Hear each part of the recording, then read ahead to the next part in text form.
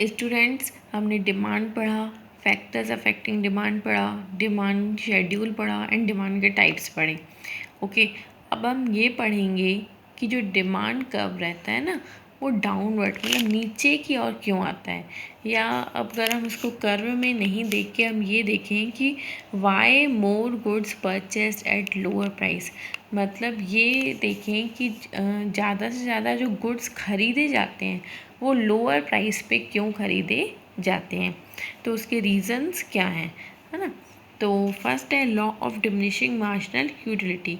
हम ये पहले मैं आपको एक्सप्लेन कर चुकी हूँ, अब ये इसका रीज़न है ना। Law of demand is based on the law of diminishing marginal utility. According to it, marginal utility of goods diminishes as an individual consume more units of goods. देखिए, इस यूटिलिटी के अकॉर्डिंग क्या था कि जो according to it मतलब जो goods की जो मार्जिनल यूटिलिटी होती है वो डिमिनिशेस हो जाती है, कम होती जाती है। क्यों? क्योंकि जो एक इंडिविजुअल पर्सन रहता है वो ज़्यादा से ज़्यादा गुड्स कंज्यूम करने लगता है।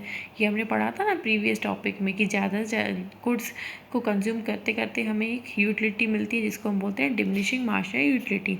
इन other words, as a consumer takes more units of goods, मतलब कंज्यूमर जैसे ज़्यादा गुड्स लेता है ना, तो एक्स्ट्रा यूटिलिटी और सेटिस्फेक्शन जो उसको डराइव होती है वो फॉल होने लगती है, मतलब नीचे गिरने लगती है। The law of diminishing utility means that total utility increases.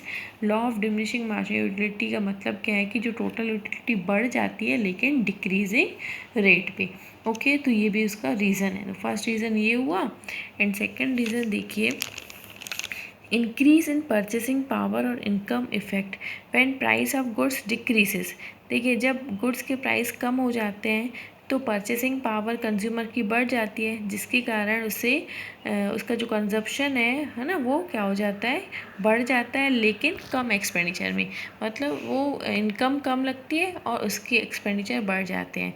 ठीक है, तो in this way at lower prices, वही है कि कम प्राइसेस पे गुड्स ज़्यादा खरीदे जाते हैं, है ना, could be purchase. On the contrary, वैसे अगर गुड्स की जो प्राइस है वो बढ़ जाएगी तो कंज्यूमर की जो इनकम है वो कम हो जाएगी। क्यों? क्योंकि उसे कंजप्शन तो करना ही है, तो वो महंगे गुड्स भी खरीदेगा। एंड थर्ड है सब्स्टिट्यूशन इफ़ेक्ट। मैंने आपको सब्स्टिट्यूशन पहले बताया था कि क्या होता है कि अगर एक गुड्स हमारे पास अवेलेबल नहीं है तो हम उसकी जगह दूसरा गुड्स यूज़ कर सकते हैं। तो substitution effect is due to inverse relation between price and demand of goods. Substitution effect किससे पड़ता है? गुड्स की प्राइस और डिमांड के रिलेशनशिप से। When there is a change in the relative price of goods. देखिए, जब गुड्स की प्राइस में चेंज होता है तो जो कंज्यूमर होता है वो क्या करता है, उसका सब्स्टिट्यूट लेने लगता है कमोडिटी का, है ना। क्यों? क्योंकि वो उसका जो सब्स्टिट्यूट है वो उससे सस्ता है। ठीक है, such effect of the change in relative price of goods is thus described as substitution effect.